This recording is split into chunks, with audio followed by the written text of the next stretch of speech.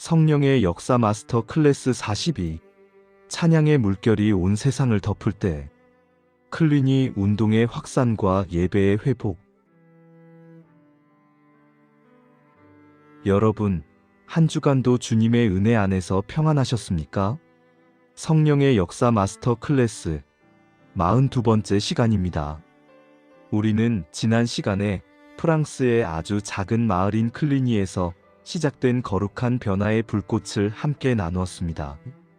세상의 권력과 돈에 물들지 않기 위해서 오직 하늘에 계신 하나님께만 순종하겠다고 당당하게 선포했던 그 위대한 독립선언을 모두 기억하시나요? 윌리엄 공작의 계산 없는 순수한 헌신이 어떻게 무너져가는 유럽 교회를 다시 세우는 기초가 되었는지 우리는 감동적으로 살펴보았습니다. 이미지 오늘은 그 작은 마을 클리니에서 타오른 작은 불꽃이 어떻게 유럽 대륙 전체로 무섭게 번져나갔는지 그 가슴 벅찬 과정을 살펴보려고 합니다. 클리니의 개혁은 단순히 건물 몇 개를 더 짓거나 사람들을 모으는 종교 사업이 아니었습니다. 그것은 영혼을 잃어버린 채 방황하던 유럽 교회가 다시 살아나는 거대한 생명운동이었습니다. 그리고 무엇보다 오랫동안 멈추어 버렸던 하나님의 사람들의 기도 소리를 다시 찾아가는 거룩한 여정이었습니다. 어떻게 클리니가 유럽의 영적인 심장이 되었는지, 그리고 그들이 드린 예배가 어떻게 잠든 세상을 깨우고 바꾸었는지 지금부터 아주 자세히 들려드리겠습니다. 클리니 수도원이 세워진 지 얼마 지나지 않아서였습니다.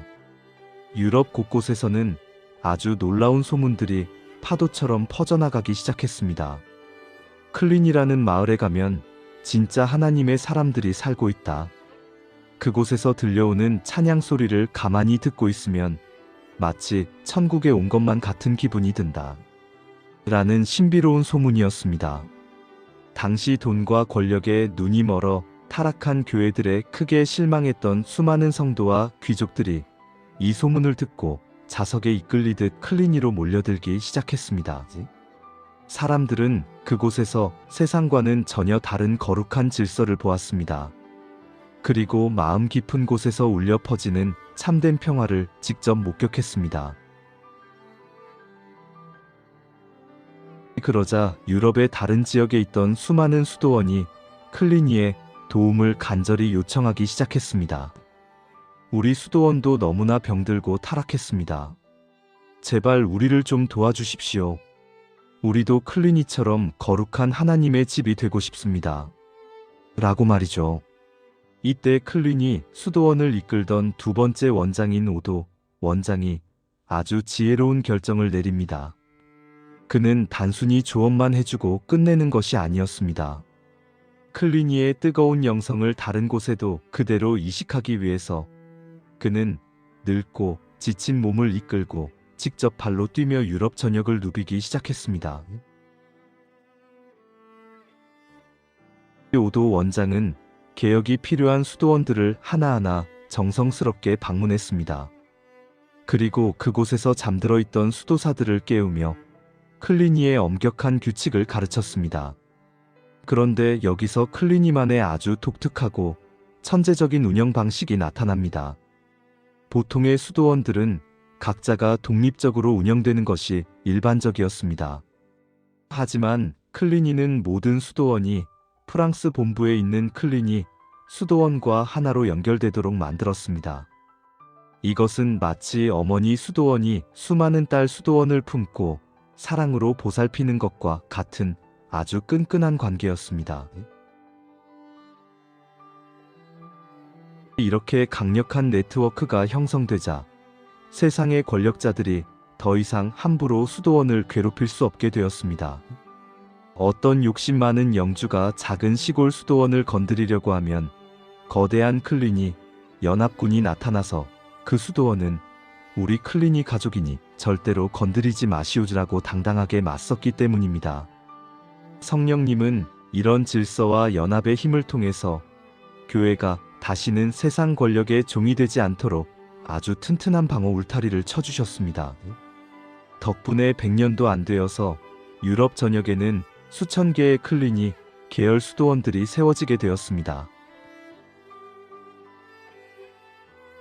하지만 여러분, 클리니 운동이 가진 진짜 힘은 이런 조직이나 행정력에 있었던 것이 결코 아닙니다. 클리니가 세상을 바꿀 수 있었던 진짜 비밀은 바로 예배의 회복에 있었습니다. 클리니의 수도사들은 그 무엇보다 하나님을 만나는 예배를 가장 소중하고 가치 있게 여겼습니다. 그들은 예배를 위해서라면 잠자는 시간도 기쁘게 줄였습니다.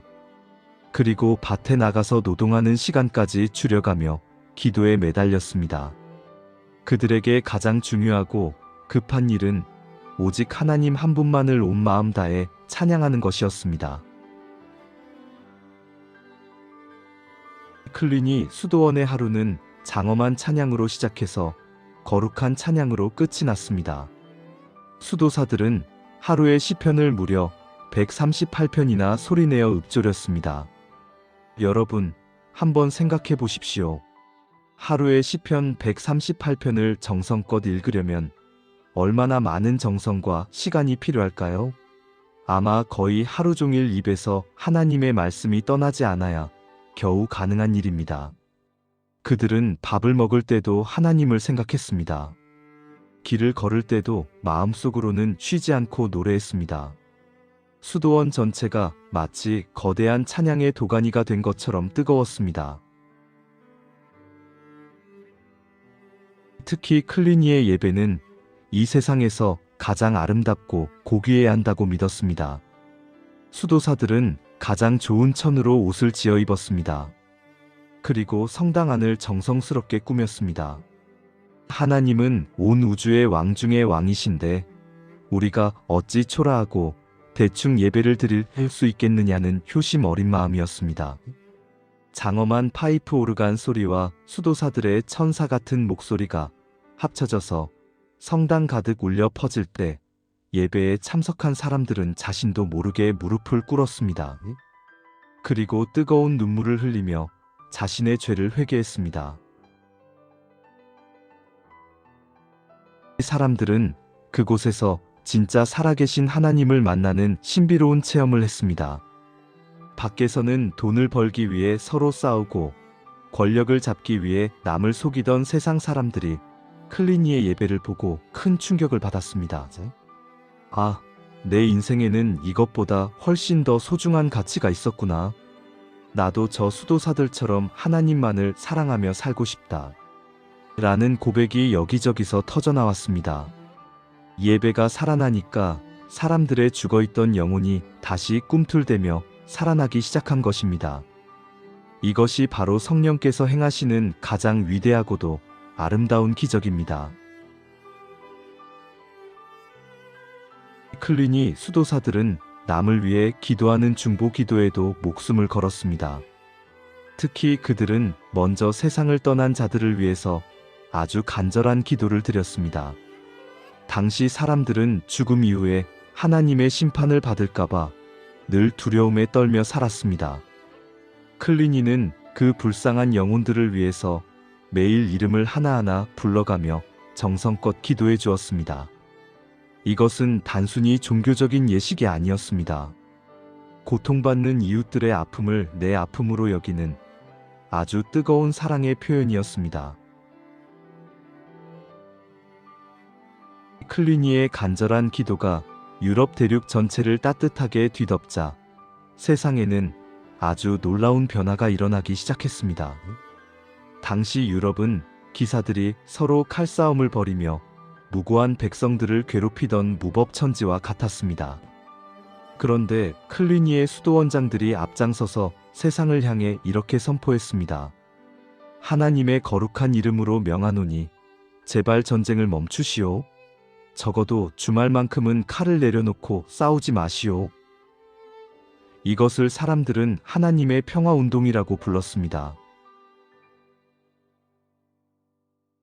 참으로 놀라운 일이 벌어졌습니다.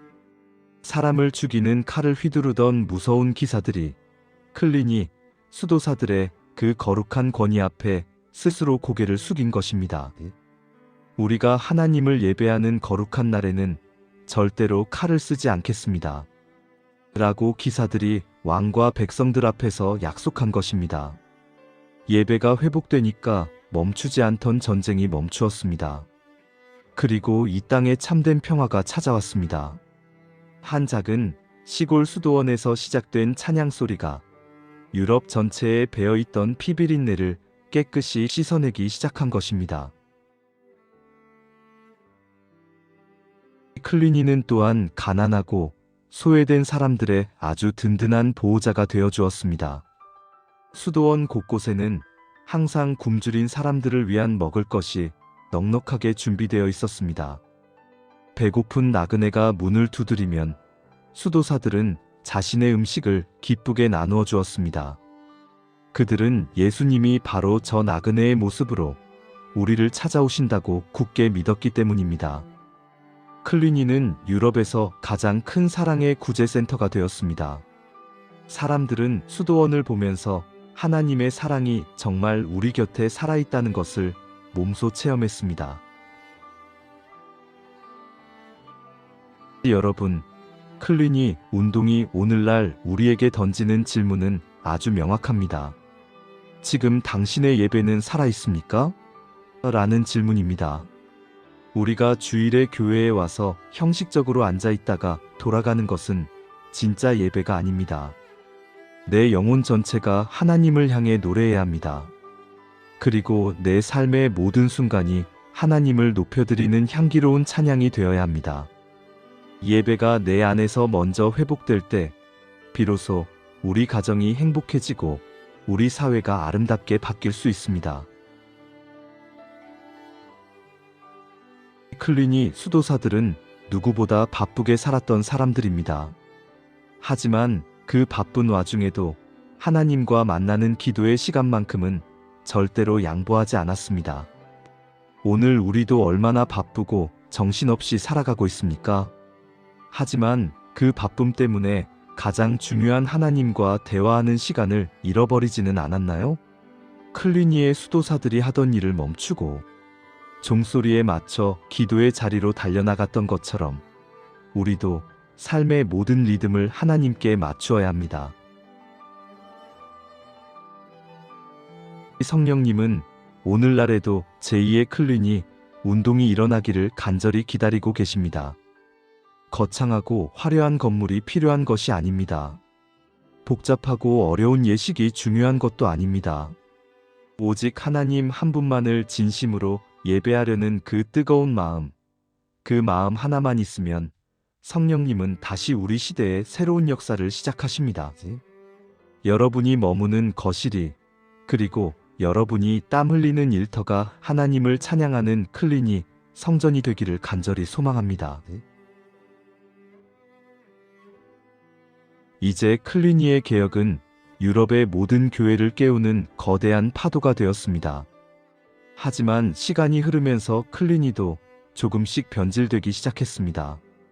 너무나 화려해진 예배와 너무 많아진 재산 때문에 다시 초심으로 돌아가야 한다는 반성의 목소리들이 나오기 시작한 것입니다.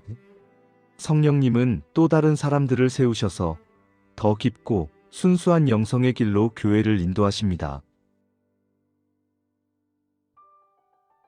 이미지 다음 43강에서는 클리니보다 더 엄격하고 더 깊은 고독 속에서 하나님을 1대1로 만났던 사람들을 만나보겠습니다. 바로 로무알드와 카말돌리 은수회의 이야기입니다. 시끄러운 세상을 떠나서 오직 깊은 침묵 속에서 하나님의 세미한 음성을 들었던 그 신비로운 신앙의 세계는 어떠했을까요? 그 깊은 영성의 골짜기로 여러분을 정중히 초대하겠습니다. 오늘 강의가 여러분의 마음속에 거룩한 찬양의 씨앗을 심었기를 바랍니다. 여러분의 소중한 구독과 좋아요는 성령의 역사를 기록해 나가는 이 여정에 정말 큰 힘과 위로가 됩니다. 다음 시간에 더 깊고 은혜로운 이야기로 다시 찾아오겠습니다. 한 주간도 하나님을 예배하는 기쁨 속에서 늘 승리하십시오. 대단히 감사합니다. 평안하십시오.